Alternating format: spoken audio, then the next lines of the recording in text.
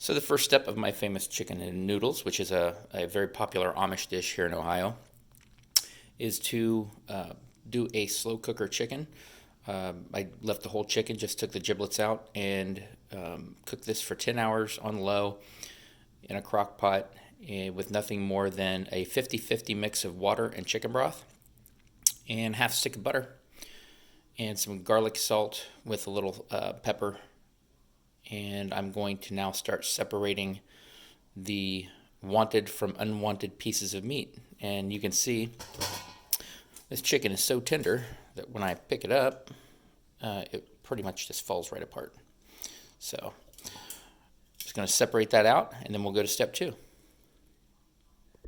Now you can see from the slow cooker how easily all this chicken just shreds right apart. And that's what makes it so delicious when you put it into the noodles. Well, when you put the noodles into the chicken, actually. Now I've really started getting some of this separated out. You can see there's a lot of really good chicken there. There's a lot of the scraps that I don't want. And I still have my what's left over from cooking, the broth. So what I'm going to do is I'm going to take this broth that's still got some remnants in it, and I'm going to put a strainer over the top of a pot, and I'm going to pour this in so that it catches all the stuff I don't want, but I still get all the juices that the chicken was cooked in.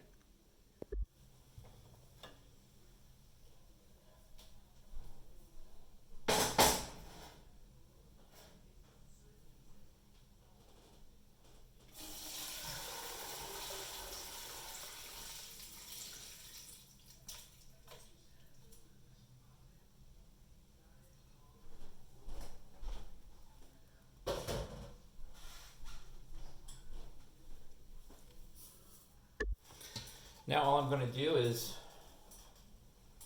bring this broth up to a boil. I'm adding my chicken here that I just shredded, all the good stuff that I want to keep. And then I'm going to put in this chicken and noodles. Nice big bird, so I got a lot of meat off of this.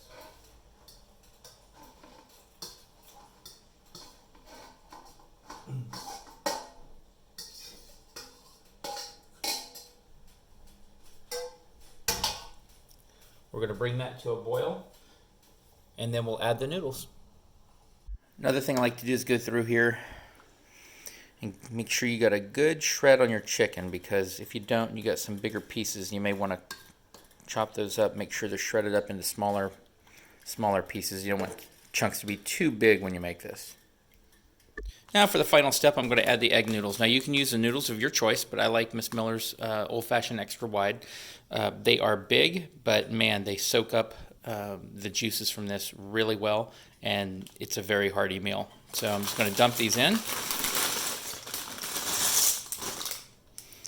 Bring this back to a boil, and then I'm just going to turn it off and let it sit and let those noodles soak up all the broth. And here is what you will end up with. Chicken and noodles that you can put over mashed potatoes. I suppose you could add vegetables to it if you wanted to and have some chicken noodle soup, but it's best enjoyed over mashed potatoes, even though it's a double starch. Enjoy!